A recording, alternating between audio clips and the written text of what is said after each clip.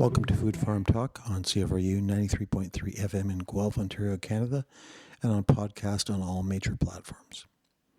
My name is Paul Smith. I'm one of the hosts of Food Farm Talk. The other hosts are Emily Duncan and Abdul Rahim Abdullahi. Today on Food Farm Talk on CFRU, we hear from Chief Cadmus Delorme. He's chief of the Cowessess First Nation in Saskatchewan, and he's talking about agriculture, colonialism, and First Nations. We're broadcasting here from the treaty lands of the Mississaugas of the Credit First Nation of the Anishinaabe Nation. Please follow our podcast and our Twitter, Instagram, and Facebook accounts. This presentation is taken from a conference in September on Indigenous agricultural innovation. And we thank Thomas Benjo and FHQ Developments in Saskatchewan for their permission to use this recording. In this episode, Chief Delorme traces the history of his First Nation from before European contact through the signing of Treaty 4, the failure to implement treaty obligations, and the roadblocks to real First Nations engagement in agriculture from the very beginning. Agriculture became a tool of colonialism in of dispossession of First Nations and Métis people from their land in Western Canada. Support for European-style agriculture was promised in the numbered treaties of Western Canada, only to be quickly subverted. Treaties in Ontario are primarily pre-Confederation, while those in Western Canada came after Louis Riel negotiated Manitoba's entry into Confederation. Chief Delorme talks about the many issues regarding these treaties and the Indian Act as they relate to agriculture. The Indian agents' power to control First Nations people, and the pass system requiring Indian agents' approval of sales of grain and cattle by First Nations people. And these are just some of the many brutal aspects of colonialism as it was applied in Western Canada. And it's also a brutal irony because Indigenous people in agriculture have a long history in Canada and on Turtle Island, going back thousands of years. The agricultural innovations from Indigenous peoples in the Americas transformed global agriculture after European contact and the spread of this knowledge to other parts of the world. This is one of the shows about Indigenous agriculture we have on Food Farm Talk. So here you can listen to Cadmus Delorme.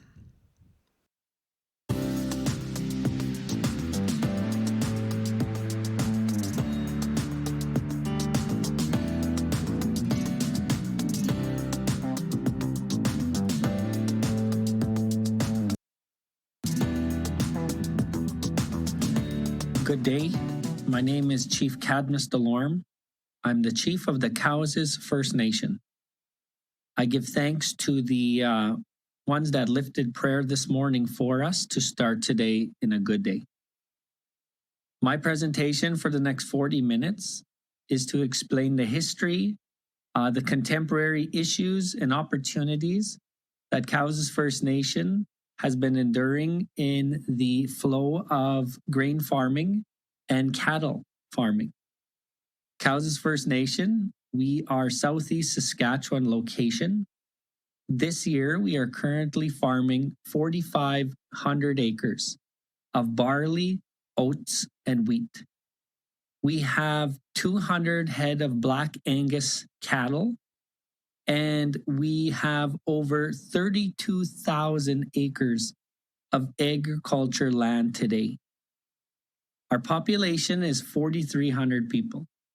People ask why Cowessess First Nation is such a big nation. I like to respond, it's because we're sexy and we know it, that's why we're such a big nation.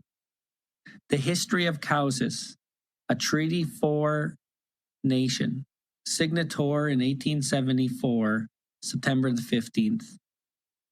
Today, entering the agriculture industry is no easy task. But what I would like to share with you is, what is the history of agriculture? What are the opportunities for agriculture for one First Nation in this country? And why was Cowessess not a part of this growth as what it was supposed to have been at the treaty signing, treaty promises, and the growth after treaty? What I'm going to talk about is truth. There's going to be some specific truth and timeline of what happened. Sometimes this could be a little heavy. Sometimes it could be very low times with government policies, with legislation. But I want you to know that we inherited this. No one today created these kind of policies, but we must know the truth in order to persevere into reconciliation. Today is about number 92 of our Truth and Reconciliation.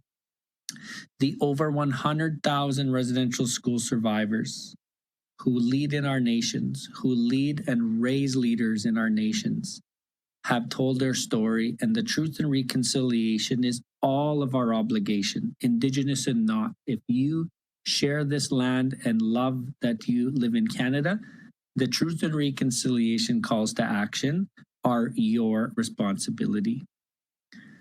The first thing about history, about agriculture, is that there was a time when the ancestors of Cowessess First Nation, and please, if you're Indigenous, your ancestors in your nation, the ancestors of Cowessess First Nation lived nomadically. There was a great governance structure, there was great economics, there was no children in care, there was no unemployment, everybody played a role. And the nomadic lifestyle worked right into the agriculture and the gardening and the medicines that come from Mother Earth. The ancestors of Cowessess would stay in the Copel Valley during the summer. And in order to rejuvenate the land and the water and the animals, my ancestors would follow the bison to the south, sometimes into Minnesota. And then in the winter, they would migrate to Montana. In the spring, they would go to Cypress Hills, because that was the center point to our spirituality, to the connection to Creator. And we would always end back in the Copel Valley. So when we settled here in southeast Saskatchewan along the Copel Valley, it was not only just because the reserve needed to be put here, but it's because our ancestors knew this land. They knew how to grow on the land. Agriculture just didn't come when the settlers started growing. The Indigenous people have farmed this land and are the first farmers on this land pre-treaty. That's not talked about enough. And so when you want to go into history and you want to talk about the first farmers on this land, always remember Indigenous people were the first farmers on this land. The history of Cowessess, when it comes to agriculture, our signatory chief, his name was Cowessess. Cowessess means little child in English.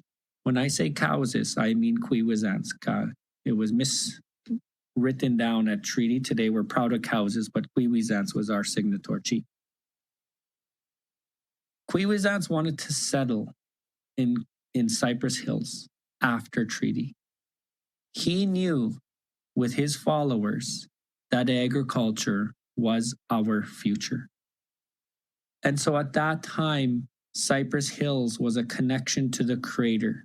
That's where our spiritual legendary stories of how we came to Mother Earth, our creation story, came from Cypress Hills. So in 1875 to 1879, Chief Cowessess and his followers started breaking the land in Cypress Hills for agriculture. And Canada started investing with a farm agent and tools that were promised at treaty. Now, the first clause that happened in this promise to help transition was the farm agent was not technically a farm agent. He was a bureaucratic friend of the Minister of Indian Affairs at the time, of the Interior.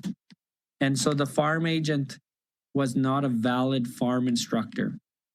And so the guidance wasn't always there. The tools that Chief Cowessess was getting at the time, and he was very determined with ancestors of Cowessess, with his followers, to farm. The tools weren't new, they weren't quality. And so they tried for 4 years to break land in Cypress Hills. At that time, there was the Battle of Little Bighorn in the South in the United States. And Chief Pie Pot, Chief Carry the Kettle, Chief Big Bear were in Cypress Hills. The government needed to split up these nations because they didn't want them to unite together.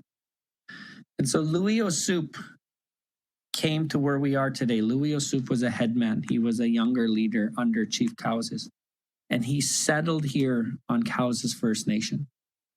And when he settled here in 1879, Cowessess stayed in Cypress Hills. The first thing Louis Osoup did was he settled here with half of Cowessess's followers. He went to the Métis Nation in where we call Manitoba today. He recruited some of the best Métis farmers to come back to this land where Cowessess is today in southeast Saskatchewan and asked them to teach us how to farm. And so these Métis farmers came and settled with Cowessess. Today there's descendants of these Métis, so Cowessess has some history of Métis. Chief Cowessess eventually got tricked to come and stay here and live here for the remainder of his days with the rest of his followers and left Cypress Hills. When Cowessess settled here in 1881, again started breaking the land, started to develop agriculture. We, at the time in our oral stories, it was now time to stop and pause that nomadic way of life. The buffalo depleted our only resource for decades before, centuries before. So agriculture was going to be our new economic drive. And so when Cowessess settled here, again, the farm instructor, the farm agent that came here wasn't technically a technical farm agent. It was a friend of the bureaucracy, of the minister. And that farm agent wasn't giving the full instructions. And Chief Cowessess, Louis Osoup, and the Cowessess people were determined to be farmers. And so when they started to break the land where Cowessess is today, the tools weren't always the strongest of tools. They weren't new tools. They weren't given the proper of what was promised at treaty to transition to a new agriculture ways. But the Cowessess people were determined. And so they broke the land. In 1883, Chief Cowessess was very upset. He was already older. And he told the government official at that time that they're breaching treaty because they weren't giving them the proper agriculture tools that were promised for sharing this land. Wasn't a handout, we share this land. And so Chief Cowessess, in frustration, took off his treaty medal, gave it to the government official, and gave him back the Union Jack flag, the crown flag, and said, "You're not implementing treaty, you're not providing the right agriculture tools. So I am giving this back to you." And so at that time, it showed that Cowessess people were ready for agriculture. And we were already being pushed out of something that we wanted to be involved in. Chief Cowessess passed away in 1886, but Louis Osoup became chief after that. And the Cowessess people continued to break land, to become farmers, as was the plan when the buffalo were no more.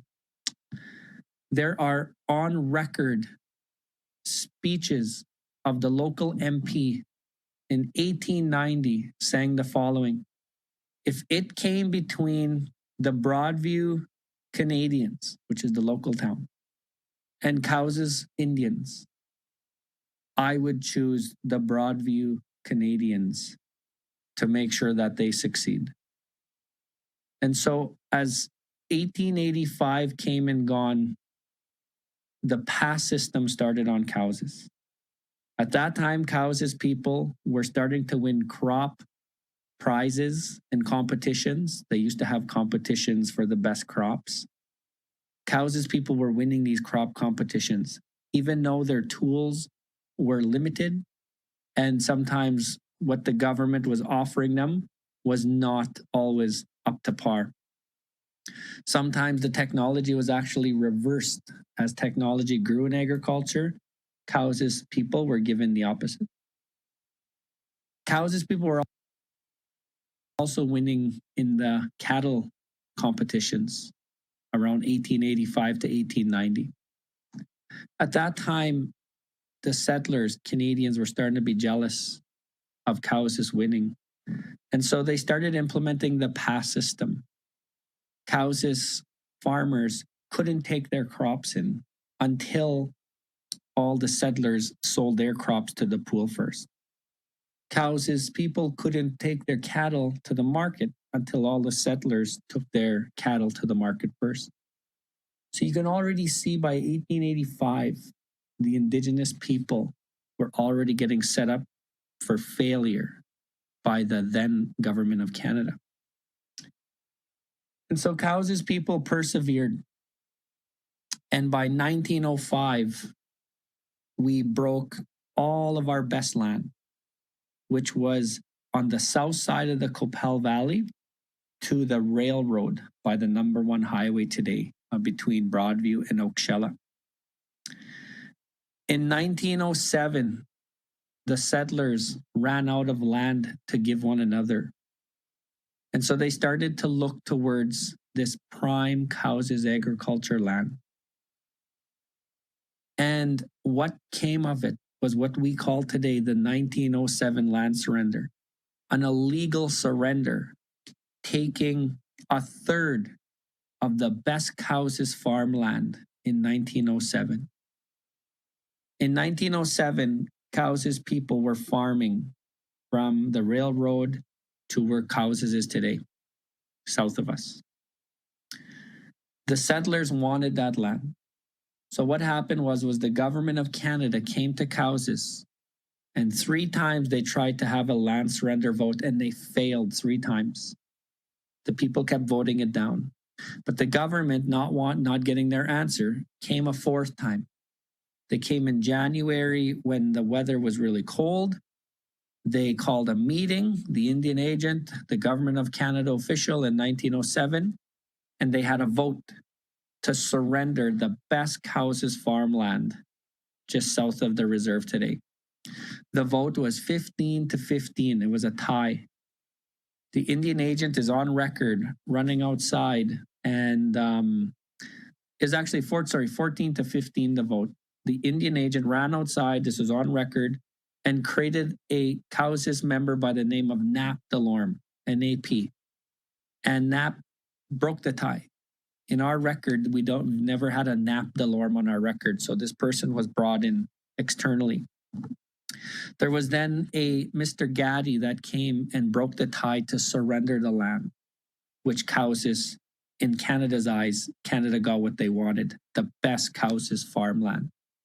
2 weeks later on record, it stated in an Indian agent's notebook that Mr. Gaddy came into the Indian agent office and said, "Where's that money you promised me for voting in favor to surrender the land?" This is another example of why today, when we look around this great province with over $40 million plus of agriculture flowing just in the south side of the province alone, if not more, of product coming and going. Why are Indigenous people not a part of this growth? Why are Indigenous people not exercising what was supposed to be a treaty obligation of the Crown and a treaty responsibility of Indigenous people? What I'm leading to is the policies, the legislation, the jealousy in the 1800s set us up where Indigenous people still today on reserves have the best quality farmland. We're talking level 3 and 4 in the soil of good land. But when you go on reserves today, majority are non-Indigenous farmers farming on reserve land. We look in our communities, we look at unemployment, we look at succession planning, we look at the intergenerational trauma. Our connection to land has never stopped. Agriculture is our future. And it's conferences like this, and gatherings like this, and minds of investors to agriculture specialists, agrologists that are going to help Indigenous people get to the place where we need to. The byproducts of agriculture is there is so much potential, from the seed selling to the chemicals to the farm machinery. There is so much that can be an opportunity for farming.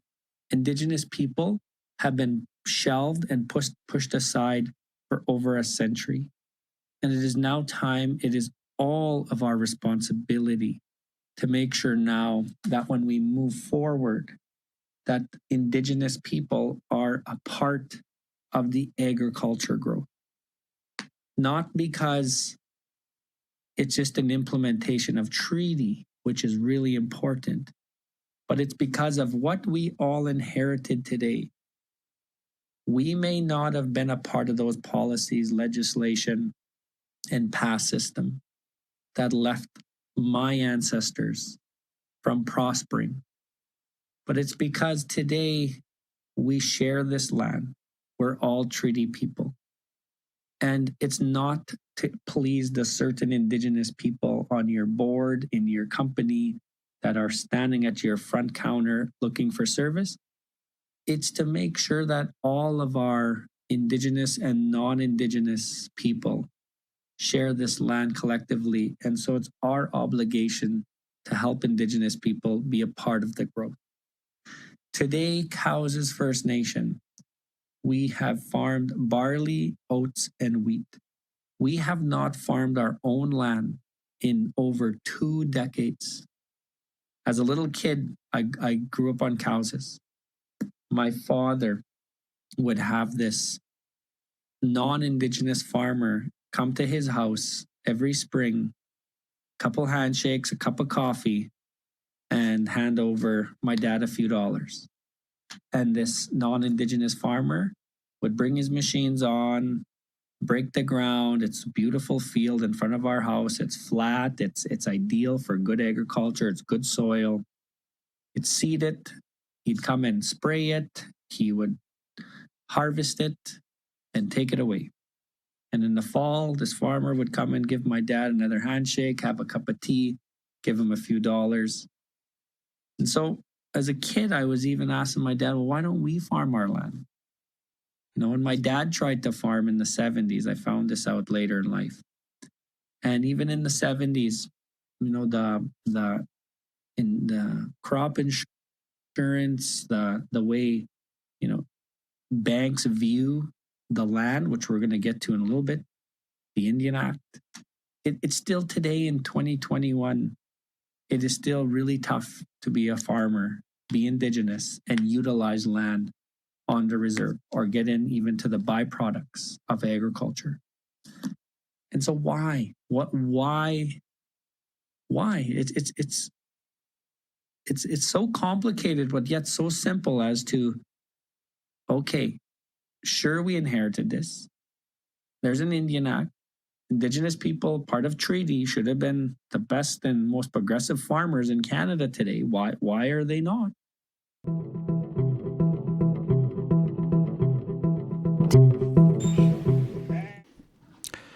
Thanks for tuning in to Food Farm Talk on CFRU 93.3 FM in Guelph and on podcast. Please check out the links in our show notes and on our social media feeds for more information. The history of agriculture and Indigenous people in Canada provides an example of the high level of detail of colonial policy that was used to suppress Indigenous people and prevent their success in agriculture. This is very well documented in the historic literature, but very poorly known among the public. Improving public understanding of the true history is in keeping with many of the calls to action put forward by the Truth and Reconciliation Commission. That is the duty of media outlets like CFRU and Food Farm Talk. That responsibility is referred to into the calls to action 84 to 86. Our next episode will feature Cadmus Delorme talking about his First Nations effort to enter the agricultural business over the last couple of generations and the success they are now achieving. This helps us reflect on Call to Action 92 that urges equitable access to jobs, training, and education opportunities in the corporate sector, and that Aboriginal communities gain long-term sustainable benefits from economic development projects. Again, we thank Thomas Benjo and FHQ Developments in Saskatchewan for their permission to use this recording. And we urge you to please tune in again for another episode of Food Farm Talk.